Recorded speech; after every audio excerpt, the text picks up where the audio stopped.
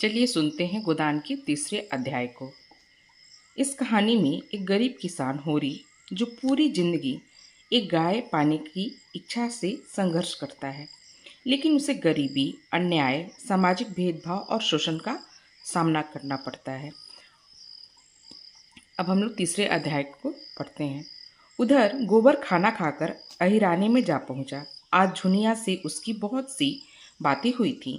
जब वो गाय लेकर चला तो झुनिया आधे रास्ते तक उसके साथ आई थी।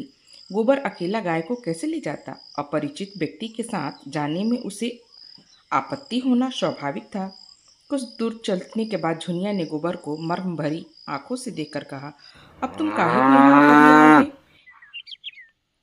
एक दिन पहले जब गोबर कुमार था, गांव में जितनी युवतियां थीं वो या तो उसकी बहनें थीं या फिर भाभियां। बहनों से तो कोई छेड़खानी हो ही कर ही नहीं सकता। भाभियां अलबत्ता कभी कभी उसे ठिठोली किया करती थी, लेकिन वह केवल सरल विनोद था। उसकी दृष्टि में अभी उसके यौवन में केवल फूल लगे थे। जब तक फल ना लग जाएं, उस पर ढेले फेंकना व्यर्थ ही बात है। और किसी और प्रोत्साहन न पाकर उसका कौमार उसके गले में चिपटा हुआ था। झुनिया का वंचित मन, जिसे भाभीियों के व्यंग और हास विलास ने और भी लोलुप बना दिया, उसके कौमार ही उस पर ललचा उठा और उस कुमार में भी पत्ता खड़कते हुए किसी सोए हुए शिकारी जानवर की तरह यौवन जाग उठा। गोवर ने आवरणहीन रसिकता से कहा, अगर भिक्षुक को भीख मिलने की आशा हो तो हर दिन भर रात भर दाता के द्वार पर खड़ा रहे। झुनिया ने कटाक्ष करके कहा, तो ये कहो तुम भी मतलब के यार हो? गोबर की धमनियों का रक्त प्रबल हो उठा। बोला, भूखा आदमी अगर हाथ फैलाए तो उसे क्षमा कर देना चाहिए। झुनिया और गहरे पानी में उतरी। भिक्षुक जब तक 10 द्वार न जाए उसका पेट कैसे भरा? मैं ऐसे भिक्षुक को मुंह नहीं लगाती। ऐसे तो गली गली मिलते हैं। फिर भिक्षुक देता क्या है? असीस। असीसों से तो किसी का पेट नहीं भरता। मंद बुद्धि गोबर झुनिया का आशय न समझ सका। झुनिया छोटी सी थी, तभी से ग्राहकों के घर दूध लेकर जाया करती थी।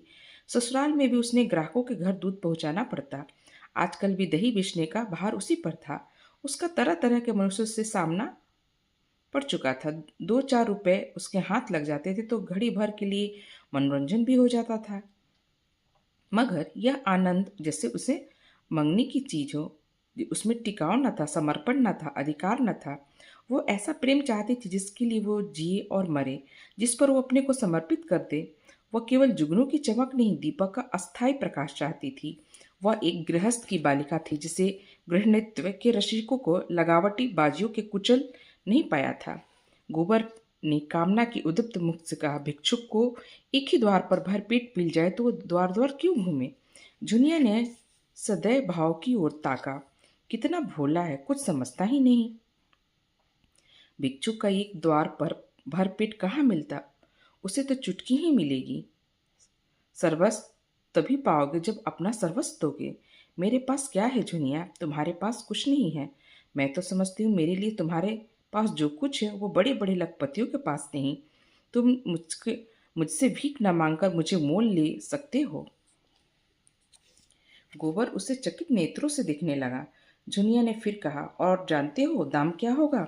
मेरा होकर रहना पड़ेगा। फिर किसी के सामने हाथ फैलाए देखूंगी तो घर से निकाल दूंगी। गोबर को जैसे अंधेरे में टटोलते हुए इच्छित वस्तु मिल गई हो। एक विचित्र भय मिश्रित आनंद से उसका रोम रोम पुलकित हो उठा। लेकिन ये कैसे होगा? झुनिया को रख ले तो रखेली को लेकर घर में रहेगा कैसे? बिरादरी का झंझट जो है, सारा गांव कांव कांव करने लगेगा। सब भी दुश्मन हो जाएंगे। अम्मा तो इसे घर में घुसने भी नहीं देगी। लेकिन जब स्त्री होकर ये नहीं डरती तो पुरुष होकर वो क्यों डरे? बहुत होगा तो उसे अलग कर देंगे, वो अलग ही रहेगा। झुनिया जैसी औरत गांव में दूसरी कौन है? कितनी समझदारी की बातें करती है। क्या जानती नहीं कि मैं उसको जोग नहीं हूं? फिर भी उस मुझसे प्रेम करती, मेरी होने को राजी। गांव वाले निकाल देंगे तो मैं क्या संसार में दूसरा गांव नहीं? और गांव छोड़ देंगे। माता दीन ने चमारिन बैठा ली तो किसी ने कुछ कहा? दाता दीन दांत कटकटाकर रह गए। माता दीन ने इतना जरूर किया कि अपना धर्म बचा लिया। अब भी बिना स्नान पूजा किए मुंह में पानी नहीं डालते। दोनों जन का अपना भोजन आप ही पकाते हैं, और अब तो अलग भोजन भी नहीं पकाते। दाता दिन और एक साथ बैठकर खाते हैं। झुंगरू सिंह ने बाहमनी रख ली। उनका किसी ने क्या कर लिया? उनका जितना आदर मान तब था उतना ही अभी भी है, बल्कि और बढ़ गया। पहले नौकरी खोजते फिरते थे, अब उसके रुपए से महाजन बन बैठे। टकराइन का रौब तो था ही, महाजनी का रौब भी जम गया। मगर फिर ख्याल आया कहीं झुनिया दिल लगी न कर रही हो। पहले इसकी ओर से निश्चिंत हो जाना आवश्यक है। उसने पूछा, मन से कहती हो झुना कि खाली लालच दे रही हो? मैं तो तुम्हारा हो चुका, लेकिन तुम भी मेरी हो जाओगी? तुम मेरे हो चुके कैसे जानूं? तुम जान भी चाहो तो दे दूं। जान देने का अर्थ भी समझते हो? तुम समझा दो ना। जान देने का अर्थ है साथ रहकर निबाह करना, एक साथ एक बार हाथ पकड़कर उम्र भर निबाह करते रहना। चाहे दुनिया कुछ कहे, चाहे माँ बाप भाई बहन घर द्वार सब कुछ छोड़ना पड़े। मुंह से जान देने वाले बहुतों को देखे। औरों की भांति फूल का रस लेकर उड़ जाते हैं। भौरों के भांति तुम भी वैसे न उड़ जाओगे? गोबर ने गोबर के एक हाथ में गाय की पगहिया थी, दूसरे हाथ से उसने झुनिया का हाथ पकड़ लिया, जैसे बिजली के तार पर हाथ पड़ गया हो। सारी देह यौवन के पहले स्पर्श से कांप उठी। कितनी मुलायम गुदगुदी कोमल कलाई! झुनिया ने उसका हाथ हटाया नहीं, मानो इस स्पर्श का उसके कोई महत्व ही ना हो। फिर एक क्षण के बाद गंभीर भाव से बोली, आज तुमने मेरा हाथ पकड़ा है, याद रखना। खूब याद रखूंगा झुना, और मरते दम तक निभाऊंगा। झुनिया अविश्वास भरी मुस्कान से बोली, इसी तरह तो सब कहते हैं गोबर, बल्कि उससे भी मीठे चिकने शब्दों में। अगर मन में कपट हो तो मुझे बता दो, सचेत हो जाऊं। ऐसों को मन नहीं देती, उनसे जो खाली हंस बोल लेने का नाता रखती हूँ। बरसों से दूध लेकर बाजार जाती हूँ। एक एक से बाबू, महाजन, ठाकुर, वकील, अमले, अफसर अपना रसियापन दिखाकर मुझे फंसा लेना चाहते हैं। कोई छाती पर हाथ रखकर कहता है, झुनिया तरसा मत। कोई मुझे रसीली नसीली चितवन से घूरता है, मानो मारे प्रेम के बेहोश हो गया। कोई रुपया दिखाकर, कोई गहने, सब मेरी मुलायम गुलामी करने को तैयार हैं, उम्र भर, बल्कि उस जन्म में भी। लेकिन मैं उन सबों की नस पहचानती हूँ, सब के सब भौरे रस लेकर उड़ जाने वाले। मैं उन्हें ललचाती हूँ, तिरछी नजरों से देखती हूँ, मुस्कुराती हूँ। वो मुझे गद्दी बनाते, मैं उल्लू बनाती हूँ। मैं मर जाऊं तो उनकी आंखों से आंसू ना आए, वो मर जाए तो मैं कहूँगी, अच्छा हुआ निगोड़ा मर गया। मैं तो जिसकी हो जाऊं उसके जन्म भर के लिए हो जाऊं। सुख दुख संपत विपत उसके साथ रहूंगी। हरजाई नहीं हूं कि सबसे हंसती बोलती फिरूं, न रुपए की भूख न कपड़े गहने की। बस भले आदमी का संग चाहती हूँ, जो मुझे अपना समझे, जिससे मैं अपना सकूं। एक पंडित जी बहुत तिलक मुद्रा लगाते हैं, आधा सेर दूध लेते हैं। एक दिन उनकी घरवाली कहीं नेवते में गई थी, मुझे क्या मालूम, और दिनों की तरह दूध लेकर भीतर चली गई। वहां पुकारती हूँ, बहू जी, कोई बोलता ही नहीं। इतने में देखती हूँ तो पंडित जी बाहर के किवाड़ बंद किए चले आ रहे हैं। मैं समझ गई इसकी नीयत खराब है। मैंने डांट कर पूछा, तुमने किवाड़ क्यों बंद कर दिया? क्या बहू जी कहीं गई है? घर में सन्नाटा क्यों? उसने कहा, वह एक नवेद में गई है। वह मेरी और 2 पग और बढ़ गया। मैंने कहा, तुम्हें दूध लेना हो तो ले लो, नहीं तो मैं जाती हूँ। बोला, आज दूध तो तुम यहाँ से ना जाने पाओगी झूनी रानी। रोज रोज कलेजे पर छुरी चलाकर भाग जाती हो, आज मेरे हाथ से न बचोगी। तुमसे सच कहता हूँ। गोबर मेरे रोए खड़े हो गए। गोबर आवेश में आकर बोला, मैं बच्चा को देख पाऊं तो खोदकर जमीन में गाड़ दूं, खून चूस लूं, तो मुझे दिखा तो देना। सुनो तो, ऐसा का मुंह तोड़ने के लिए मैं ही काफी हूँ। मेरी छाती धक धक करने लगी। यह कुछ बदमाशी कर बैठे तो क्या करूंगी? कोई चिल्लाना भी तो ना होगा। लेकिन मन में निश्चित कर लिया था कि मेरी देह छुई तो दूध की भरी हांडी उसके मुंह पर पटक दूंगी। भला के 4-5 सेर दूर जाएगा, पर बच्चा को याद तो हो जाएगा। कलेजा मजबूत करके बोली, इस फेर में ना रहना पंडित। मैं अहिर की लड़की हूँ, मूछ का एक एक बाल उछवाल लूंगी। यही लिखा है तुम्हारे पोथी पत्र में कि दूसरे की बहू बेटी को अपने घर में बंद करके बेइज्जत करो, इसलिए तिलक मुद्रा का जाल बिछा कर बैठे हो। हाथ लगाए जोड़ने, पैरों पड़ने एक प्रेमी का मन रख दोगी तो तुम्हारा क्या बिगड़ जाएगा झूना रानी। कभी कभी गरीब पर दया किया करो, नहीं तो भगवान पूछेंगे मैंने तुम्हें इतना रूप धन दिया, तुमने उससे एक ब्राह्मण का उपकार नहीं किया तो क्या जवाब दोगी। बोलो मैं विप्र हूँ तो रुपये पैसे का दान तो रोज पाता हूँ, आज रूप का दान दे दो। मैंने यूं ही उसका मन परखने को कह दिया। मैं 50 रुपए लूंगी, सच कहती हो गोबर। तुरंत कोठी में गया और 10-10 के 5 नोट निकालकर मेरे हाथों में देने लगा। और जब मैंने नोट जमीन पर गिरा दिया और द्वार की ओर चली तो उसने मेरा हाथ पकड़ लिया। मैं तो पहले से ही तैयार थी, हांडी उसके मुंह पर दे मारी, फिर सिर से पांव तक सरोवर हो गया, चोट भी खूब लगी। सिर पकड़ के बैठ गया और लगा हाय हाय करने। मैंने देखा अब यह कुछ नहीं कर सकता तो पीठ में 2 लातें जमा दी और किवाड़ खोलकर भागी। गोबर ठगा मारकर बोला, बहुत अच्छा किया तुमने, दूध से नहा गया होगा, तिलक मुद्रा भी धुल गई होगी, मूछें क्यों नहीं उखाड़ ली। दूसरे दिन मैं उसके घर गई, उसकी घरवाली आ गई थी। अपनी बैठक में सिर पे पट्टी बांधे पड़ा था। मैंने कहा कहो कल की तुम्हारी करतूत खोल दूं पंडित। हाथ लगा हाथ जोड़ने। मैंने कहा अच्छा, थूक कर चाटो तो छोड़ दूं। फिर सिर जमीन पर रगड़कर कहने लगा, अब मेरी इज्जत तुम्हारे हाथ में है झूना। यही समझ लो कि पंडिताइन मुझे जीता ना छोड़ेगी। मुझे भी उस पर दया आ गई। गोबर को उसकी दया बुरी लगी। ये तुमने क्या किया, उसकी औरत से जरक जाकर जरूर कहना, जूती से पीटती, ऐसे पाखंडियों पर दया न करना चाहिए। तुम मुझे कल उसकी सूरत दिखा दो, फिर देखना मैं कैसे मरम्मत करता हूँ। जुनिया ने उसे अद्र विकसित यौवन को देखकर कहा, तुम उसे ना पाओगे, खासा देव है, मुफ्त का माल उड़ाता है कि नहीं। गोबर अपने यौवन पर तिरस्कार सहता डींग मारकर बोला, मोटा होने से क्या होता है, यहाँ फौलाद की हड्डियां हैं, 300 दंड रोज मारता हूँ, दूध घी नहीं मिलता, नहीं तो अब तक सीना निकल आया होता। यह कर उसने छाती फैलाकर दिखाई। जूनिया ने आश्वस्त आंखों से देखा, अच्छा कभी दिखा दूंगी, लेकिन यहाँ वहाँ तो सभी एक से एक है, तुम किस किस मरम्मत करोगे। न जाने मर्दों की क्या आदत है, जहाँ कोई जवान सुंदर औरत देखी तो बस लगे घूरने, छाती पीटने। और यह जो बड़े आदमी कहलाते हैं ये तो नीरे लंपट होते हैं, फिर भी कोई सुंदरी नहीं हूँ। गोबर ने आपत्ति की, तुम्हें देखकर ही ये जी चाहता है कि कलेजे से बैठा लूं।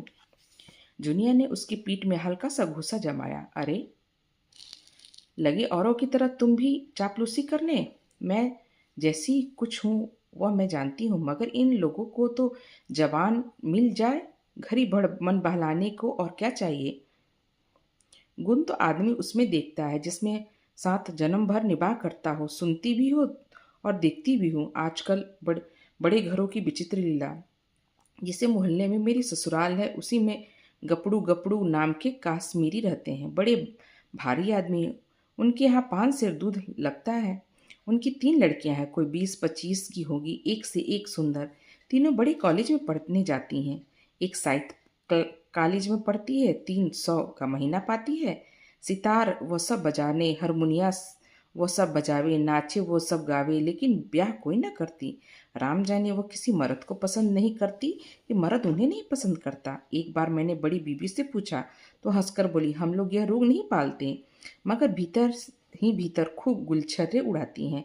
जब देखो 2-4 लौंडे उनके घिरे हुए हैं। जो सबसे बड़ी है वह तो कोट पतलून पहनकर घोड़े पर सवार होकर मर्दों के साथ बैठकर सैर करती है। सारे शहर में उसकी लीला मशहूर थी। गपड़ू बाबू सिर नीचा किए जैसे मुंह में कालिक से लगाए रहते थे। लड़कियों को डांटते थे, समझाते, पर सबके सब खुल्लम खुल्ला करती थी। तुमको हमारे बीच में बोलने का कुछ मजाल नहीं। हम अपने मन की रानी हैं, जो हमारी इच्छा होगी वो हम करेंगे। बेचारा बाप जवान जवान लड़कियों से क्या कर बोले, मारने बांधने से रहा, डांटने झपटने से रहा, लेकिन भाई बड़े आदमी की बातें कौन चलावे। वह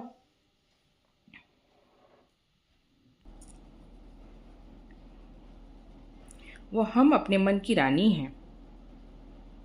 वह जो कुछ करे सब ठीक, उसे तो बिरादरी पंचायत का भी डर नहीं।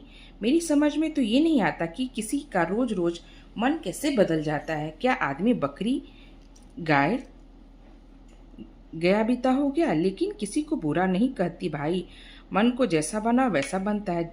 ऐसे को भी देखती हूँ जिन्हें रोज रोज की दाल रोटी के बाद कभी कभी मुंह का स्वाद बदलने के लिए हलवा पूरी भी चाहिए, और ऐसे को भी देखती हूँ जिन्हें घर की रोटी दाल देखकर जोर आता है। कुछ बेचारी ऐसी भी हैं जो अपनी रोटी दाल में ही मग्न रहती हैं, हलवा पूरी का कोई मतलब नहीं। मेरे दोनों भावजों को देखो, हमारे भाई काने कुबड़े नहीं, 10 जवानों में एक जवान, लेकिन भावजों को नहीं भाते। उन्हें वो चाहिए जो सोने की बालियाँ बनवाए, महीन साड़ियाँ लाएं, रोज चाट खिलाएं। बालियाँ और साड़ियाँ मिठाइयाँ मुझे भी कम अच्छी नहीं लगती, लेकिन जो कहो कि उसके लिए अपनी लाज बेइज्जती फिरी तो भगवान इससे बचाए। एक के साथ मोटा झोटा खाकर पहनकर उम्र काट देना, बस उतना ही राग है। बहुत करके तो मर्द की औरत को बिगाड़ते हैं। जब मर्द इधर उधर ताक झाक करेगा तो औरत भी आंख लड़ाएगी। मर्द दूसरी औरत के पीछे दौड़ेगा तो औरत भी मर्दों के पीछे दौड़ेगी। मर्द का हरजाईपन औरत को भी उतना ही बुरा लगता है जितना औरत का मर्द को। यही समझ लो, मैंने तो अपने आदमी से साफ साफ कह दिया था, अगर तुम इधर उधर लपके तो मेरी जो इच्छा होगी वह करूँगी। वह चाहे कि तुम तो अपने मन के करो, औरत को मार के डर से उसके काबू में रखो, ये ना होगा। तुम खूल खजाने करते हो, वो छिपकर करेगी। तुम उसे जलाकर सुखी नहीं रख सकते। गोबर के लिए ये नई दुनिया की बातें थीं। तन्मय होकर सुन रहा था। कभी कभी तो आप उसके पांव रुक जाते, फिर सचेत होकर चलने लगता। जुनिया ने अपने पहले रूप से मोहित किया। आज अपने ज्ञान और अनुभव से भरी बातें उसके अस्तित्व के बखान के मुग्ध कर दिया। ऐसी रूप गुण ज्ञान की आगरी उसे मिल जाए तो धन्य भाग। फिर वह क्यों पंचायत और बिरादरी से डरे? जुनिया ने जब देख लिया कि उसका गहरा रंग जम गया तो छाती पर हाथ रखकर जीभ काटती हुई बोली, अरे ये तो तुम्हारा गांव आ गया, तुम भी बड़े मुरहे हो, मुझे कहाँ भी लौट जाओ। यह कहकर वो लौट पड़ी। गोबर ने आग्रह करके कहा, एक क्षण के लिए मेरे घर क्यों नहीं चली चलती? अम्मा भी तो देख ले। जुनिया ने लज्जा से आंखें चुराकर कहा, तुम्हारे घर यूं ना जाऊंगी। मुझे तो यही अचरज होता है कि मैं इतनी दूर कैसे आ गई। अच्छा बताओ, अब कब आओगे? रात को मेरे द्वार पर अच्छी संगत होगी, चले आना, मैं अपने पिछवाड़े मिलूंगी। और जो न मिली तो लौट जाना। तो फिर मैं ना आऊँगा। आना पड़ेगा, नहीं तो कह देती हूँ तुम भी बचत दो की मिलोगी। मैं वचन नहीं देती, मैं नहीं आता मेरी बला से। झुनिया अंगूठा दिखाकर चल दी। प्रथम मिलन में ही दोनों एक दूसरे पर अपना अपना अधिकार जमा चुके थे। झुनिया जानती थी वो आएगा, कैसे ना आएगा। गोबर जानता था वो मिलेगी, कैसे ना मिलेगी। जब वो अकेला गाय को हाँकता हुआ चला तो ऐसा लगता था मानो स्वर्ग से गिर पड़ा हो।